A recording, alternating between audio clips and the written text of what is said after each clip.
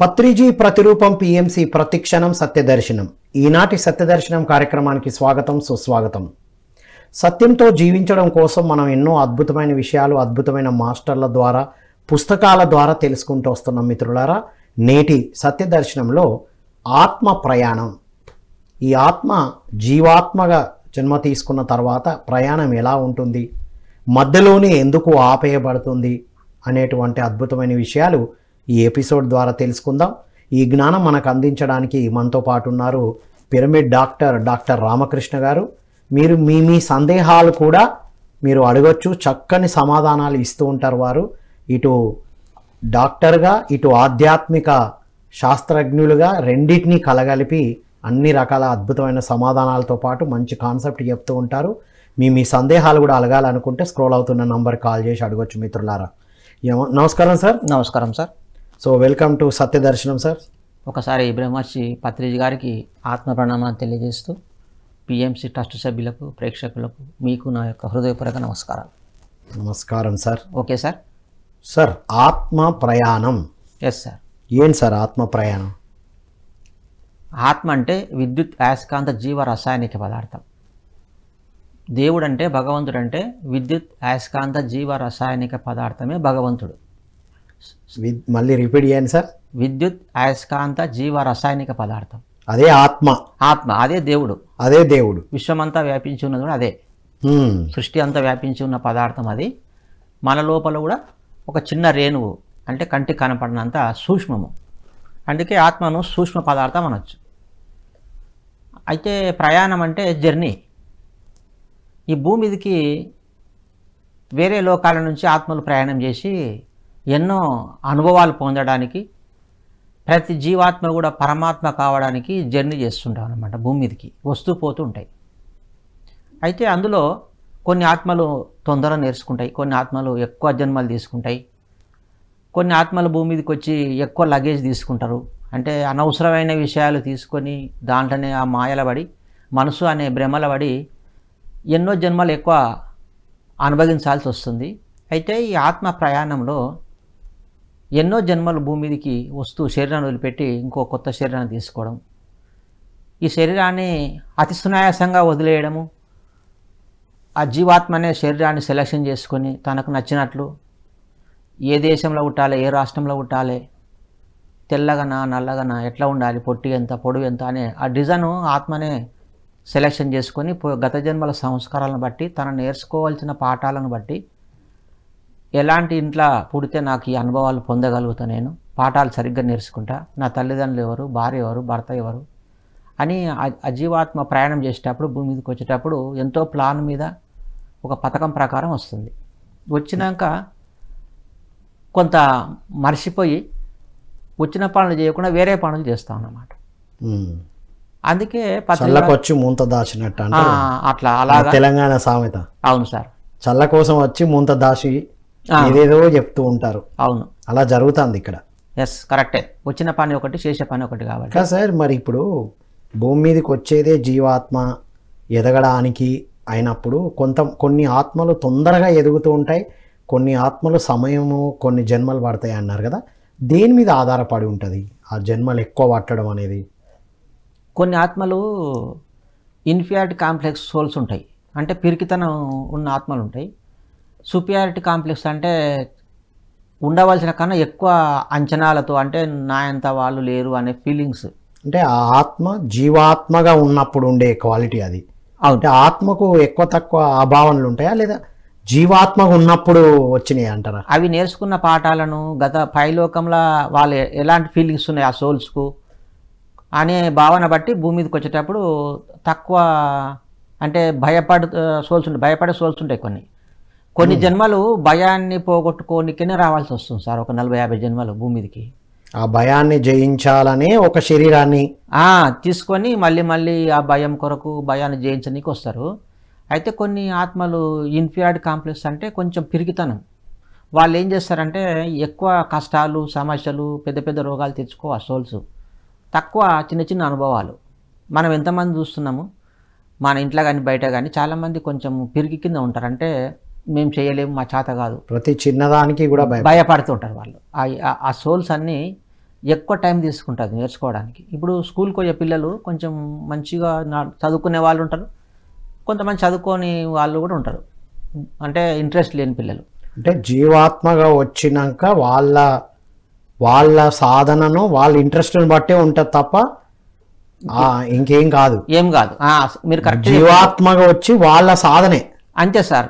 కొంతమంది ఏమో ఫాస్ట్గా వెళ్ళిపోతారు. అవును కదా సార్. ఇక్కడ ఎక్కువ జన్మలు తీసుకున్న ఆత్మ తొందరగా ఎదుగుతుందా, లేదా తక్కువ జన్మలు ఉండడం వల్ల అట్లా టైం తీసుకుంటుందా?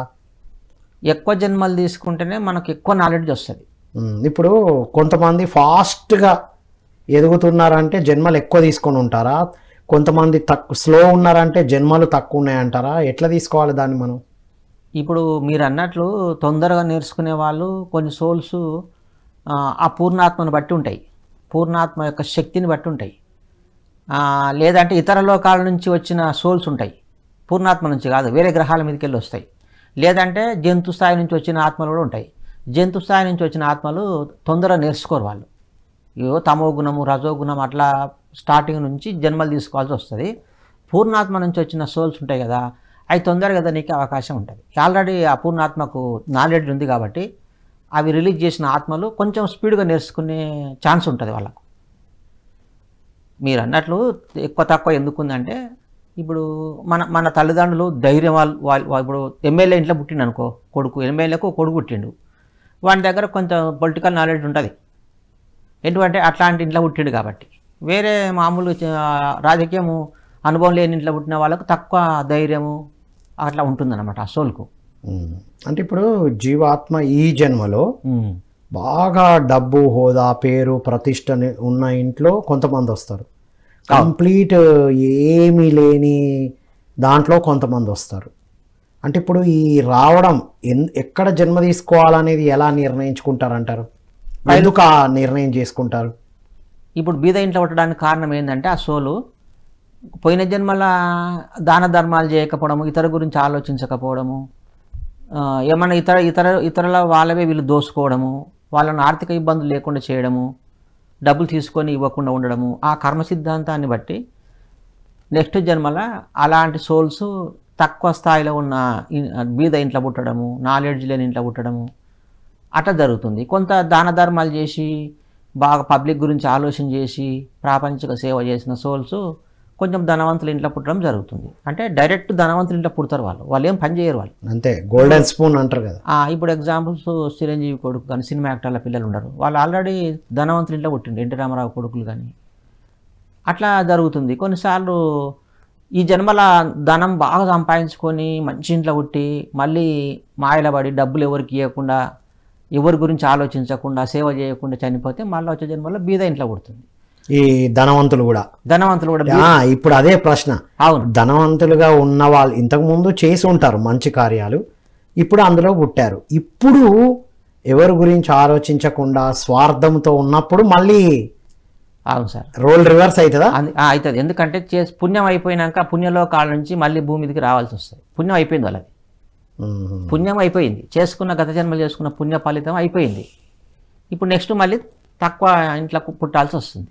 తక్కువ ఇంట్లో అంటే డబ్బు గురించి మనం ఆలోచించకుండా ఆ బీద ఇంట్లో ఎంతో ఆత్మజ్ఞానాన్ని పొందడానికి కూడా మనకు అవకాశం ఉంటుంది.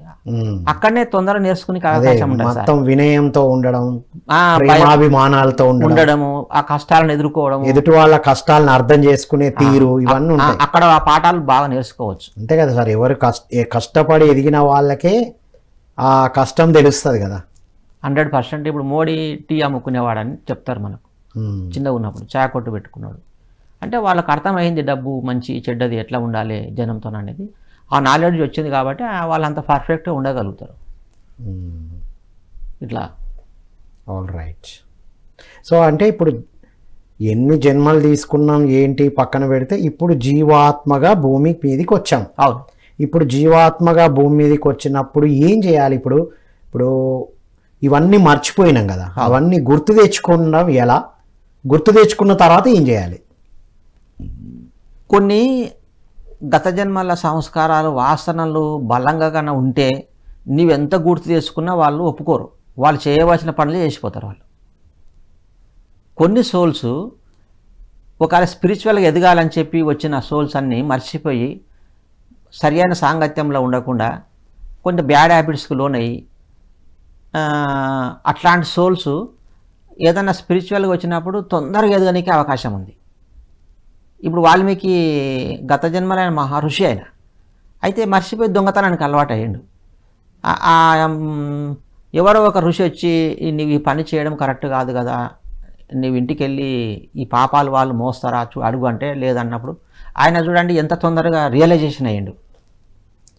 అంటే ఆయన గత జన్మల సంస్కారం ఎట్లా ఉందంటే స్పిరిచువల్ సంస్కారం ఉంది లోపల. ఏదో ఒక మాయల పడి ఆ బతుకుదేరు కొరకు దొంగతనం చేసిండు అంతే. ప్రతిసారి కూడా స్పిరిచువల్ నాలెడ్జ్ ఆల్రెడీ ఉంది, ఏదో బతుకుదేరు కొరకు ఉద్యోగం చేసుకుంటూ ఉంటే ఆయన స్పిరిచువల్గా వచ్చినప్పుడు వెంబడే ఆయన లోపల చేయాల్సింది ఇది కాదు అని తెలుసుకున్నాడు. అయితే గురువులు దర్శించినప్పుడు మనకు వాళ్ళని కొంచెం జాగ్రత్త వాళ్ళని పట్టించుకుంటే మనం కొంచెం బయటపడగలుగుతాం. అంటే గురు సాంగత్యం మనకు మన యొక్క స్థితిగతులను తెలియజేస్తుంది. అవును సార్, నీ లోపల నీవు ఎందుకొరకు వచ్చిన భూమి మీదకి ఆ విద్య మనకు నేర్పుతారు వాళ్ళు.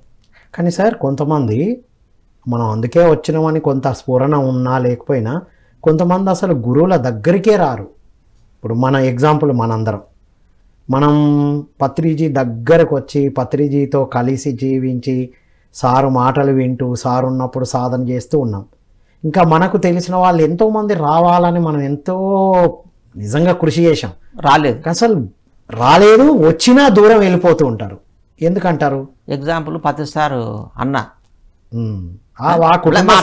మాట అది ఎగ్జాంపుల్ తీసుకుంటే మనకు కొన్ని విషయాలు అర్థమవుతాయి. నేను ఇంతకుముందు చెప్పాను, గత జన్మల ప్రాపంచిక సంస్కారాలు బలంగా ఉంటే అంతర్గతంగా అజీవాత్మకు రైట్, ఈ జన్మల మనం ఎంత ప్రయత్నం చేసినా వాళ్ళు వచ్చినట్లు వచ్చి పోతారు. అది స్టార్టింగ్ ఉధృతంగా వస్తారు, బీభత్సాలు చేస్తారు, టక్ మన మాయమైపోతారు. వచ్చినా కూడా వాళ్ళు ఏ ఉద్దేశం మీద వస్తారంటే ఇక్కడ ఏదో లాభం ఉంటుంది, దీని నుంచి నాకు ఏదో పేరు డబ్బులు వస్తాయంట, ఎక్కువ మంది జనాలు కనబడుతున్నారు కాబట్టి అది ఏదో ఒక అనవసరమైన విషయాలను దృష్టిలో పెట్టుకొని వస్తారు వాళ్ళు. వచ్చి ఇక్కడ అవి లభించకపోయేటాలకు ఆ మనసు కంట్రోల్ అయితే లేదు, వాళ్ళకు ఆపుకోలేక శక్తి లేదు, వాళ్ళకు వద్దనుకొని వెళ్ళిపోతారు. రైట్. ఇప్పుడు కూడా చాలా మంది అదే, మనం ఎన్నో సంవత్సరాల నుంచి సాధన చేస్తున్నాం, నాకు ఒక పక్కన అది ఉంది ఇది ఉంది, కానీ నాకు దేనికి ఉపయోగపడతలేదు పిఎస్ఎస్ఎం, దేనికి సంస్థ ఉపయోగపడతలేదు అన్న భావనలో అటు ఇటు ఉన్న వాళ్ళు కొంత ఎక్కువ మంది ఉన్నట్టు కనబడుతుంది. 60% ఉంటారు. అయితే వాళ్ళు ఈ జన్మల ఇక్కడికి వచ్చి ఒక నెల రోజులు ధ్యానం చేసుకొని నేర్చుకొని పోయిన వాళ్ళు. కొంచెం ముందుకు వెళ్ళింది వాళ్ళు. రైట్, ఓకే, కొద్దిగా మరి అదే కదా సార్, ఏదైనా ప్రతిసారి ఏం చెప్తున్నానంటే ఒక జన్మల ఒకరొకరము మిల్లీమీటర్ నేర్చుకుంటామంట. మిల్లీమీటర్ అవును, ఇంత నేర్చుకుంటాడు. అంటే గత జన్మలవే చేస్తుంటాడు, తినడం, పడుకోవడం, బట్టలు కట్టుకోవడం, పెళ్లి, పిల్లలు, ఇల్లు. ఎప్పుడో ఒకసారి కొంత నేర్చుకొని శరీరం వదిలిపెడుతుంది మరి ఇంకా అట్లా. కానీ మీరు చెప్పిన దాంట్లో ఒక వండర్ఫుల్ విషయం ఏం అర్థమవుతుందంటే సార్, పత్రిజీ నొక్కి చెప్పారు, మీరు జీవనోపాధి కోసం ఏదో ఒక ఉద్యోగం, ఏదో ఒక వ్యాపారం మీకు నచ్చింది చేస్తూ మీరు పిఎస్ఎస్ఎం ద్వారా సాధనలు చేసుకుంటూ ఉండండి. మీరు ఎక్కడన్నా ఉండండి, ఏమైనా చేయండి, శాకాహారిగా ఉంటూ ధ్యాన సాధన చేస్తూ పిరమిడ్ శక్తిని ఉపయోగించుకోమని నిక్కచ్చిగా చెప్పండి. కొంతమంది కంప్లీట్గా నేను సాధనే దీంట్లో లీనం అయిపోయిన వాళ్ళు అడుగుతూ ఉంటారు నాకు, అరే ఎన్ని సంవత్సరాలు ఉన్నాం మనకి ఏం ఉపయోగపడలేదు. నేను చెప్పాను, నేను ఒక ఉదాహరణ చెప్తాను సార్ ఎప్పటికీ. ఒక ఆవు కానీ ఒక గేదె కానీ ఏది కానీ అది పాలు ఇస్తుందా సార్? అది ఇయ్యదు, మనమే తీసుకుంటాం. సంస్థలు కూడా అంటే పిండాలి, దేశమైనా సంస్థ అయినా ఏదైనా ఏది మనకి ఏమి ఇవ్వరు, మనం ఏం తీసుకుంటే అదే. 100% కరెక్ట్ మీది. పిఎస్ఎస్ఎంలో ఏమి అరియో నాకు ఏమి అంటే ఇక్కడ ఏదో ఇలా సంపాదించడానికి ఉండదు, కానీ సంపాదించడానికి కావాల్సిన శక్తి జ్ఞానం మాత్రం ఇందులో ఉంది. ఇప్పుడు పెళ్లికి భోజనానికి అయితే 100 రకాలు ఉంటాయి, నీవు తినకుండా వచ్చి ఏం లేదంటే అక్కడ ఉన్నాయి, నీవు తీసుకుంటే నీకు ఆకలి తీరుతుంది, తీసుకునే బాధ్యత నీది. వండి పెట్టి రెడీ పెట్టిన పెళ్లిలా. ఇక్కడ కూడా యూనివర్స్ మనకు రకరకాల జ్ఞానం ఉన్న గురువులు ఉన్నారు భూమి మీద, నీవు తీసుకునే దాన్ని బట్టి ఉంటుంది, నీ ఇంట్రెస్ట్ని బట్టి. అందుకే శ్రద్ధ చాలా ఇంపార్టెంట్ కదా సార్. అంటే ఇప్పుడు ఒక గురు కృప అనేది ఏమిస్తుంది అంటే ఆ గురు కృప ద్వారా అందిన శక్తి జ్ఞానం నువ్వు దేనిపైన పెడితే దానికి వైపుకి వెళ్తుంది. అంతే కదా సార్? కరెక్టే. సో కొంతమంది కూడా అంటే ఈ మధ్య కాలంలో నేను బాగా ఎక్కువ ఇంటరాక్ట్ అవుతుంటే మీ చెప్పేటి అన్నీ వృధా, అవి ఎందుకు పని చేయదు, మేమున్న ఇదే మా పలుకుబడే మా డబ్బే ఇది అని ఒక్కసారి ఇలా చూసి వదిలేసినాం. అంతే సార్. బుద్ధుడు కూడా అవసరం వాళ్ళకి చెప్పేవాడు, వినని వాళ్ళకి చెప్పకుండా వెళ్ళిపోయేవాడు. ఇంకా టైం వేస్ట్ ఎందుకు అనవసరంగా చెప్పాలి, వదిలేయాలి, పోవాలి దాంట్లో అయినటువంటి. సో అలా అంటే ఇప్పుడు ఉన్న దాని పట్ల జీవాత్మగా వచ్చి డబ్బు ఉందనో హోదా ఉందనో పేరుందనో విర్రవీగినప్పుడు ఆ మంచి ఏందది పుణ్యకర్మలు వెళ్ళిపోయినప్పుడు మళ్ళీ ఒక చీకటి వరించినప్పుడు అప్పుడు కొంత గుణంలో మార్పు తెచ్చుకుంటాడు. ఆ ఎంజాయ్మెంట్ అన్నీ మర్చిపోతాడు మనిషి. రైట్. ఇది ఇంకొక పాయింట్ సార్. జీవాత్మగా భూమి మీదకి వచ్చిన తర్వాత ఒక అద్భుతమైన సంస్థ, ఒక అద్భుతమైన గురువు అందుబాటులోకి వచ్చినా కూడా, వారితో సాంగత్యం చేసినా కూడా కొన్నాళ్ళు జర్నీ చేసి మానేసి మళ్ళీ ఇంకో సంస్థలకు వెళ్ళడం లేకపోతే ఇంకొక సాంగత్యంలోకి వెళ్ళడం అనేది జరుగుతూ ఉంటుంది. దీన్ని ఎలా అర్థం చేసుకోవాలంటారు? ఇప్పుడు ఎగ్జాంపుల్ ధ్యానం కుదరదు, పిఎస్ఎస్ మూమెంట్ శ్వాస మీద ధ్యాస, జరుగుతున్న శ్వాసను గమనించాలి కదా, కత్తియవుడు బలంతా వదలకూడదు అనే పద్ధతి ఇక్కడ ఉంది. ఇది వాళ్ళకు అర్థం కాకపోవచ్చు సార్. ఆలోచన లేకుండా అయ్యలేదు వాళ్ళకు, మనసు శూన్యం చేసుకోలేకపోయినారు, ఇంకా చెత్త ఉంది బుర్రల. అయితే వీళ్ళు ఏం చేస్తారు, అక్కడ ప్రాణాయామం ఉంది కదా వేరే సొసైటీలో, ముక్కులకు గాలి తీసి వదిలేడు, అక్కడ పోతారు వాళ్ళు. పోయి ఫిజికల్ కనబడేది, ఆ ఫిజికల్ ఏం కనబడతలేదు బయటికి, ఏదో ఒక పని చేయనికని అలవాటు ఏంటది మనసు. అట్టిగా కూర్చుంటే ఏం చేస్తున్నామో ఏమైతుందో కనబడతలేదు కానీ అక్కడేమో కనబడుతుంది, కనిపిస్తుంది. అది ఒక క్రియ. ఆ ప్రాణాయామం చేసి అక్కడ కొన్ని నెలలు కొన్ని సంవత్సరాలు ఉండి ఆ ప్రాథమిక స్థాయిది నేర్చుకొని మనసు కొద్దిగా శూన్యంగానికే ఇక్కడికి వస్తాడు మళ్ళా. అయితే అక్కడ పోయినా ఎన్ని జన్మలు ఎత్తినా మళ్ళీ ఇక్కడికి రావాల్సిందే, సరి అయిన ధ్యానంలోకి రావాల్సిందే వాళ్ళు ఎన్ని జన్మలు ఎత్తినా కూడా. వాళ్ళకి ఇక్కడ కొంత ఇబ్బంది కలిగి అర్థం కాకపోవచ్చు. ఇది హయ్యర్ అయ్యి అమ్మో ఇంత కాదని ఇంకా ఈ ఫ్రీక్వెన్సీకి తగ్గట్టుకు తీసుకుంటారు. ఇంకొక కారణం కూడా, ఇంకొకటి కూడా, ఇప్పుడు చాలా విషయాలు మీరు కవర్ చేయాలి సార్. ఇటువైపు డాక్టర్గా ఉన్నారు, ఇప్పుడు ఇవన్నీ సో ఇప్పుడు సాధనలోకి వచ్చి మంచి సాధకులుగా ఎదిగిన తర్వాత కూడా సంస్థలో కొంతమందిని నచ్చకపోవడం వల్ల కూడా వెళ్ళిపోవడం అనేది దేనికి చిహ్నం అంటారు? అదే మీరు మీతో సాంగత్యం చేశాను, అర్రే సార్ అంటే ఉదాహరణ చెప్తున్నా, రామ్ నచ్చక కొంతమంది వెళ్ళిపోవడం, రామకృష్ణ సార్ నచ్చక కొంతమంది వెళ్ళిపోవడం, అందులో ఉన్న వాళ్ళ కోసం వచ్చారా వాళ్ళు? అవును, కొన్నిసార్లు నా ఎక్స్పెక్టేషన్ మీద గురించి వచ్చింటారు, నా వ్యక్తిత్వాన్ని నా దగ్గర నుంచి వాళ్ళకి ఏమన్నా కొంచెం మంచి జరుగుతుందేమని వచ్చింటారు, మన ద్వారా ఏమన్నా జరుగుతుంది. అయితే ఇక్కడ మనం అట్లాంటి ఏం చేయము, ఫిజికల్గా ఏది హెల్ప్ చేయము, ఉన్నదాన్నే సత్యమే బోధించలేకపోతే వాళ్ళకి అర్థం కాక ఇతను కూడా వేస్ట్, నాకేం లాభం చేస్తలేడు, ఈయన నుంచి ఉంటే నాకేం ఫలితం లేదని చెప్పి మన నుంచి వెళ్ళిపోతారు. Yes sir. ఇప్పుడు ఒక హయ్యర్ పర్పస్ మీద వచ్చాము అని తెలిసి సాధన చేస్తూ ఈ జీవాత్మను అని తెలుసుకొని ఈ సాధనను లేకపోతే ఈ జ్ఞానాన్ని సరి అయిన విధంగా కాకుండా సరికాని విధంగా ఉపయోగిస్తే ఏం జరుగుతుంది అంటారు? ఉపయోగిస్తే ఏం జరుగుతుందంటే వాళ్ళే లాస్ అవుతారు స్పిరిచువల్గా. రెండోది, మనం ఏదైనా ఒక విషయం గురించి ధ్యానంలోకి వస్తే డబ్బుల కొరకో పేరు కొరకో ఇంకా రకరకాల ప్రాపంచిక విషయాల కొరకు కన్నా మనం ధ్యానం చేస్తే, మనసులో పెట్టుకొని ధ్యానం చేయడం వల్ల అవి చిన్నగా రాక్షస గుణాల కిందికి వస్తాయి. నీ ఆధ్యాత్మిక విషయాలు కావవి, రాక్షస గుణాలు. ఇప్పుడు వెనకటికి రవణాసురుడు, హిరణ్యకశ్యపుడు మాకు మరణమే ఉండకూడదు, దీనికైతే చంపబడకూడదు, ఇట్లాంటి అన్ని కోరుకొని వాళ్ళు ఏం చేసిండ్రు, ఉన్న సాధన అంతా భ్రష్టు పట్టించి ఉన్న ఫ్రీక్వెన్సీని తగ్గిపోయి మళ్ళీ ఎన్నో జన్మలు ముందుకోవాల్సి వస్తుంది, కొన్ని జన్మలు ఎక్కువ తీసుకోవాల్సి వస్తుంది. ఆ సోల్స్ అన్ని కూడా మనకు ఆ పాత్రల ద్వారా చెప్పబడ్డది కూడా చెప్పబడ్డది. ఈ పవర్స్ని ఇలా కరెక్ట్గా వాడకపోతే ఏమవుతుందో కూడా చెప్పబడ్డది. ఎన్నో ఉదాహరణలు ఉన్నాయి, చాలా ఉదాహరణలు, వండర్ఫుల్గా చెప్పారు సార్. అట్లా కాకుండా ఇక్కడ ఏంది, మనసును శూన్యం చేసుకోమని చెప్పడమే స్పిరిచువల్ కదా. మరి దానికి మళ్ళీ కూర్చొని నాకు ఇది జరగాలి అది జరగాలని సంకల్పాలు పెట్టుకొని డబ్బులు రావాలని అనుకోవడము ఇవల్ల స్పిరిచువల్కి విరుద్ధము. అంటే సాధన చేస్తున్నప్పుడు ఆటోమేటిక్గా రావాల్సినవి వస్తాయి కదా, నీకు ఏది రావాలన్నా అది వస్తుంది, మళ్ళీ దాని గురించి ఎందుకు ఆలోచిస్తున్నావు, నువ్వేం చేయాలనుకున్నావు ఫస్ట్. వాళ్ళకే అర్థం కాక వాళ్ళకే అర్థం కాక ఎన్నో రకాల ఆలోచనలతో ధ్యానంలోకి రావడం వల్ల అవి వాళ్ళకు సరిపోకుండా అయ్యేటాలకు మెల్లగా జారుకుంటాడు. జారుకున్నాక ఎన్నో జన్మలలో కానీ ఈ జన్మలో కానీ మళ్ళీ వస్తాడు ఇక్కడికి. ఎంతమంది పోయిన వాళ్ళు మళ్ళీ వస్తున్నారు సార్, నేను చూస్తున్నా కదా. వచ్చినప్పుడు ఆ రెండోసారి వాళ్ళు ఖచ్చితంగా సెట్ కానికి అవకాశం ఉంటుంది. నిజమే మీరు అన్నట్టు. వెళ్ళడానికి ముఖ్య కారణం ఏంటంటే సాధన చేస్తూ ఏం జరగట్లేదు కదా అంటే ఇక్కడ మనకు స్వేచ్ఛ ఉంది, ఎవరికి వాళ్ళే ఎదగాలి ఇక్కడ. అంతే అంతే అంతే. ఎవరో మనల్ని కూర్చోబెట్టి నేను ఇది చేస్తా, నేను అది అందిస్తా, నువ్వు చెప్పిందే పాటించు, ఈ డ్రెస్ వేసుకొని కూర్చో, అవును, ఈ బిల్ల పెట్టుకొని రా అనేది మన దగ్గర లేదు. లేదు. ఆ స్వేచ్ఛను తట్టుకోవడం కూడా అందరి తరం కాదు. మరి అది అల్టిమేట్ కదా, స్వేచ్ఛను ఏమి లేకుండా ఉంచుతున్నాం కదా మనం ఇక్కడ. మరి ఎక్కడ ఏ కంట్రోలింగ్ లేదు. పత్రి సార్ ఉన్నా ఇప్పుడు లేకపోయినా అదే స్వేచ్ఛతో ఎవరికి వాళ్ళు ఎదుగుతున్నారు సార్.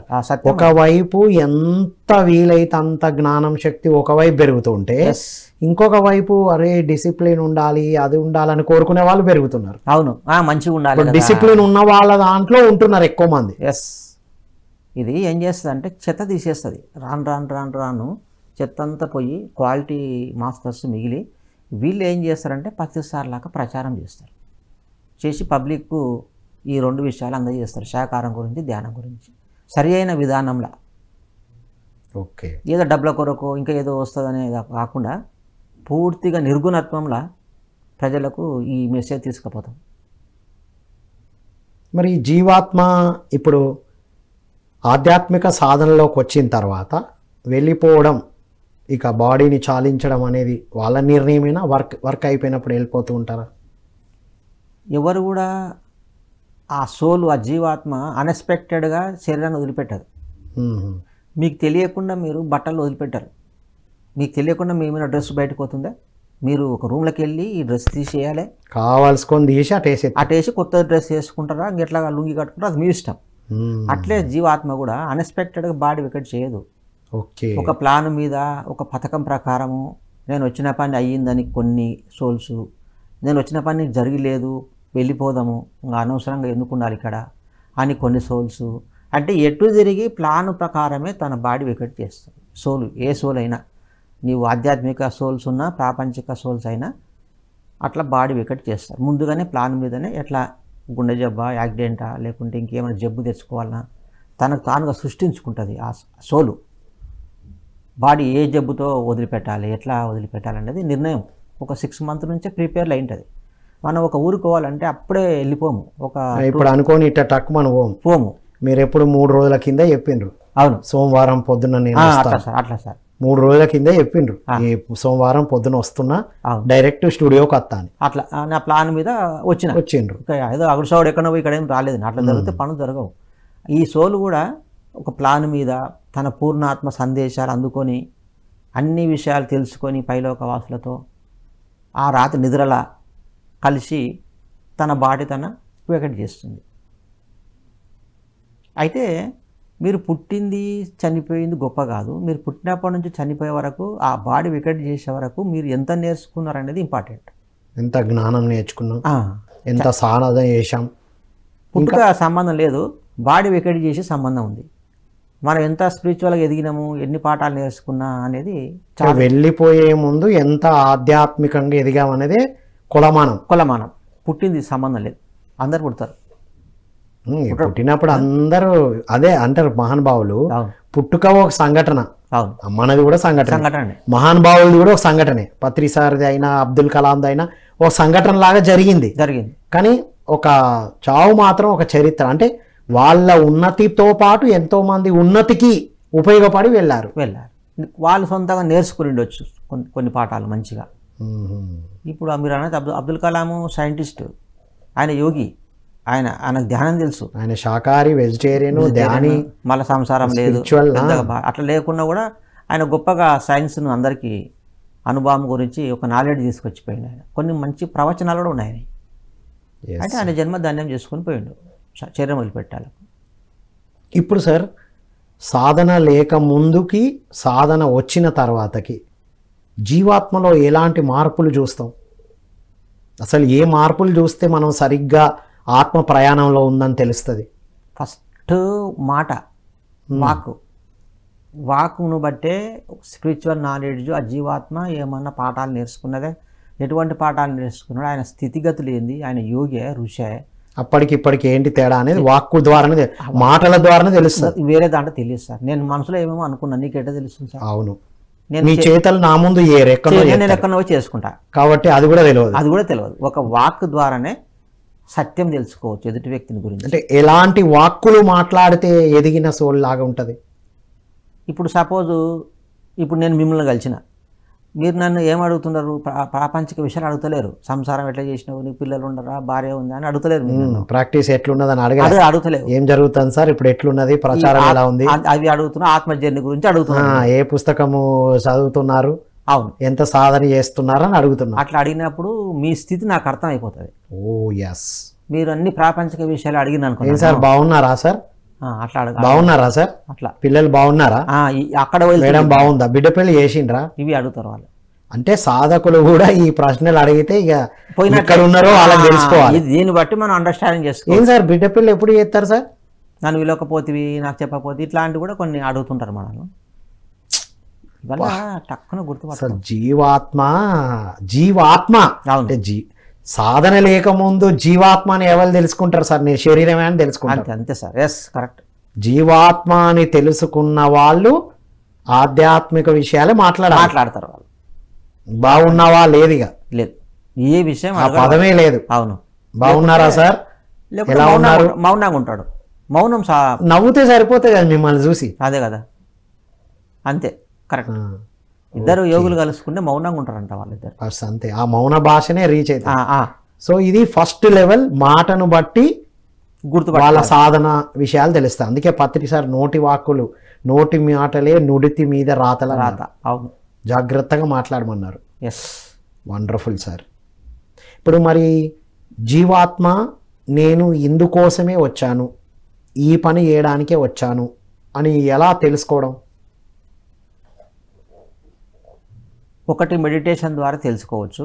ఒకవేళ మెడిటేషన్ లేకపోయినా రాత్రి స్వప్నంలో కొన్ని మెసేజ్లు వస్తాయి మనకు. మనం ఒకవేళ ఎరుకతో ఉంటే కనుక, మీకు అలాంటి పనులు చేయాలని మీరు గట్టిగా నిర్ణయించుకొని భూమి మీదకి వస్తే కనుక మీకు స్వప్నంలో తెలుస్తుంది. రెండోది, మీ ఆలోచన విధానంలో కూడా మార్పు ఉంటుంది. ఇప్పుడు సపోజ్ ప్రాపంచికంగా ఒక వ్యక్తిని చంపడానికి వచ్చిన నేను, నా ఆలోచన అంతా ఎట్లా ఉంటుందంటే, నా సంస్కారాలు, నా సాంగత్యము, అట్లాంటి వాళ్ళు వెంబడి తిరుగుతాను నేను. నా ప్లాన్ ఏముంది, ఒక వ్యక్తిని హత్య చేయాలనుకున్నాను ఈ జన్మల. పోనీ నన్ను చంపేసి నేను కూడా చంపాలని వచ్చిన, అంటే కక్షతో వచ్చిన భూమి మీదకి. నేను అలాంటి వాళ్ళ వెంబడి తిరుగుతుంటా నేను. నాకు అట్లాంటి సపోర్ట్ చేస్తుంది ప్రకృతి నాకు, నా ఆలోచన బట్టి, నా సంస్కారాలను బట్టి, నా వాసనలను బట్టి. ఇప్పుడు ఎట్లా అంటే మనకు వచ్చిన సంస్కారాలను మనం వదులుకోలేమా అంటే వదులుకోలేము. అవి ఖచ్చితంగా అటువైపే తీసుకుపోతాయి. ఒకటి చెప్తాను, ఉపమానం తీసుకుందాం. ఒక వ్యక్తి దొంగతనం చేసిండు బట్టల షాప్లో. అతను మళ్ళీ జైలుకి వచ్చిండు. మళ్ళీ నేరం చేసిండు. చేస్తే జడ్జి అడుగుతున్నాడు, ఎందుకు మీరు నేరం చేశారు మీరు అంటే, నేను బట్టల షాప్కి వెళ్ళినప్పుడు అక్కడ విజిట్ అగైన్ అని ఉంది, నేను మళ్ళీ దొంగతనం చేయాలేమో అనుకున్నా. విజిట్ అగైన్ అని ఉంటే నాకు అట్లా అనిపించింది, నేను మళ్ళీ దొంగతనం చేయాలనేమో అనుకున్నా. మళ్ళీ దర్శించాడని ఉంది కదా, నేను దొంగను, నన్ను కూడా దర్శించాడు అంటే నా పని ఏంది, దొంగతనం చేయడం. అందుకే నేను మళ్ళీ నేరం చేయాల్సి వచ్చిందని చెప్తున్నాను అనమాట. అంటే ఆ సంస్కారం అటువైపే తీసుకుపోతుంది. తనకు అదే ఉంది కాబట్టి దర్శించమంటే మళ్ళీ ఒకసారి కాదు, మళ్ళీ ఏమన్నా అర్థమేమో, మళ్ళీ అట్లా అర్థం చేసుకుంటాడు వ్యక్తి.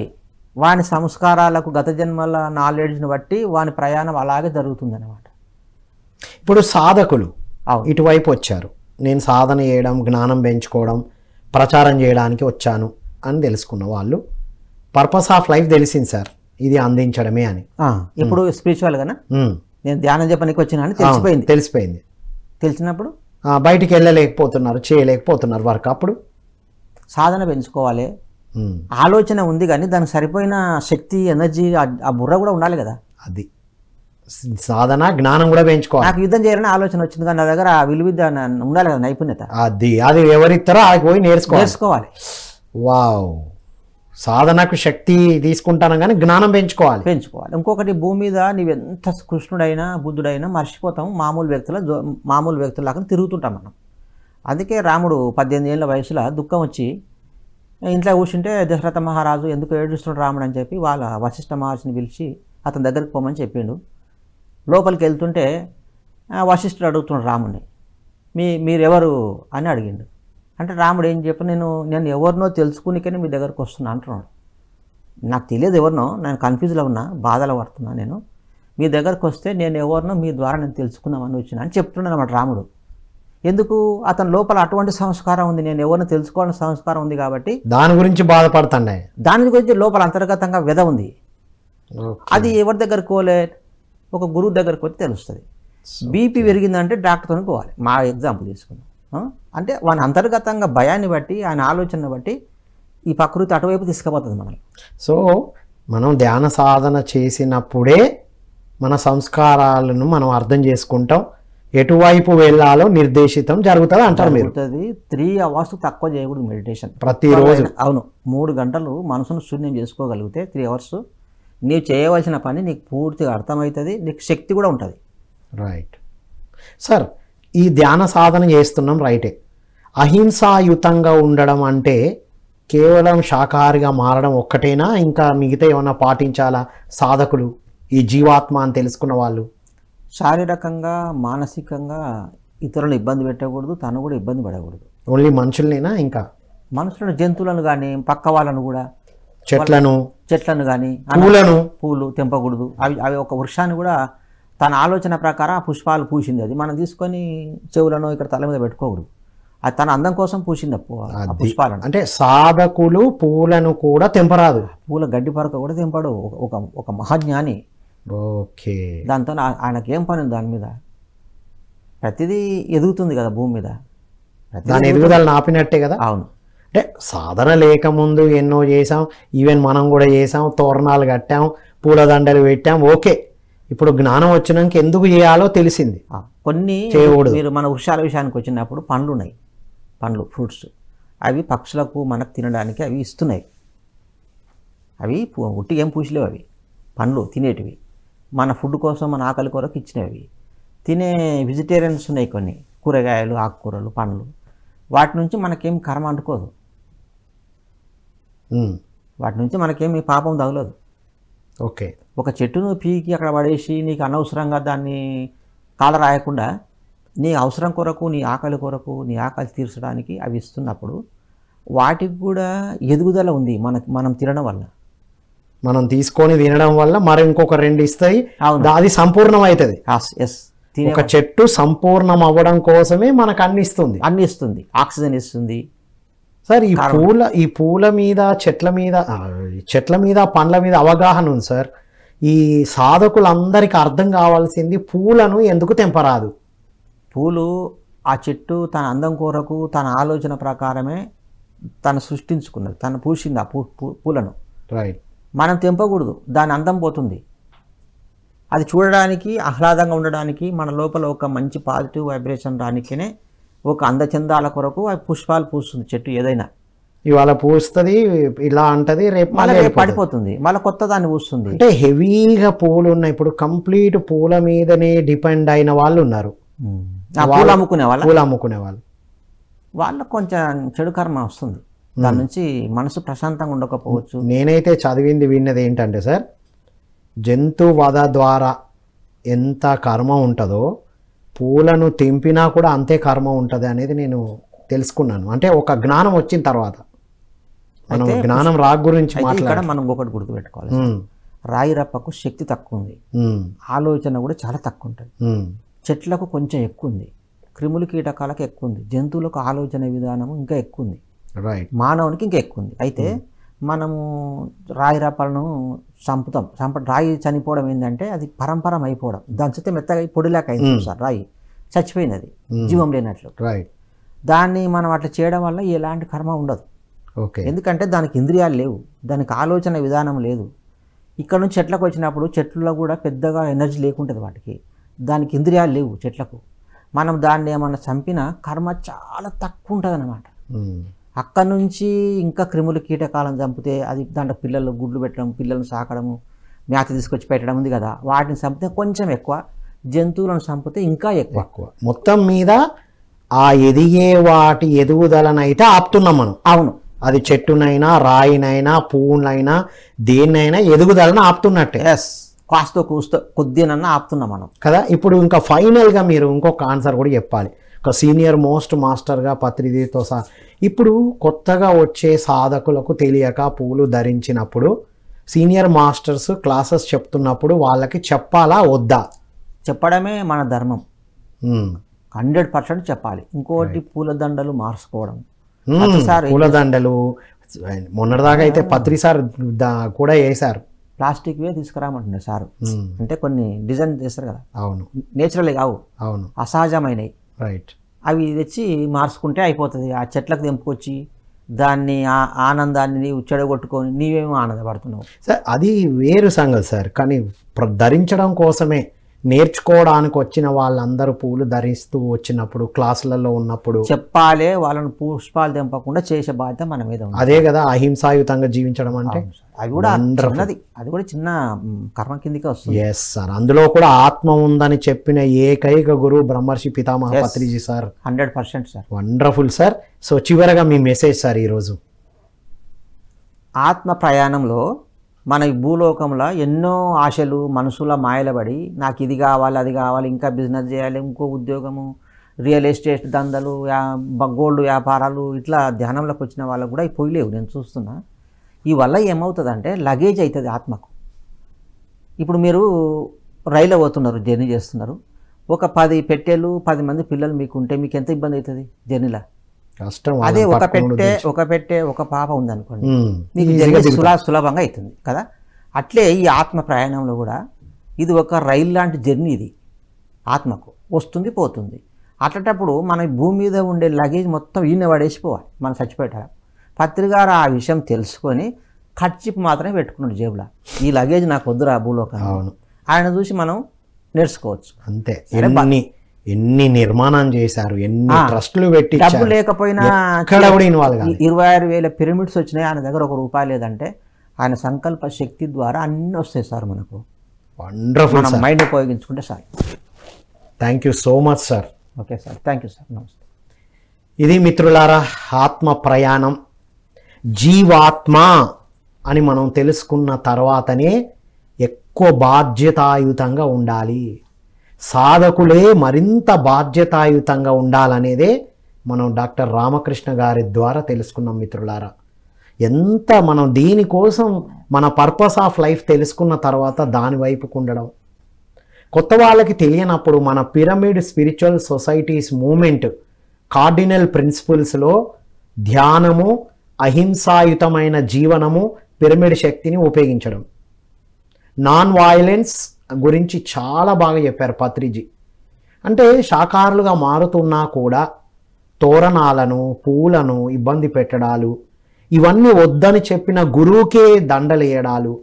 కానీ మనం పిరమిడ్ స్పిరిచువల్ సొసైటీస్ మూమెంటే స్పిరిచువల్ సైన్స్ని అందించారు పత్రిజీ.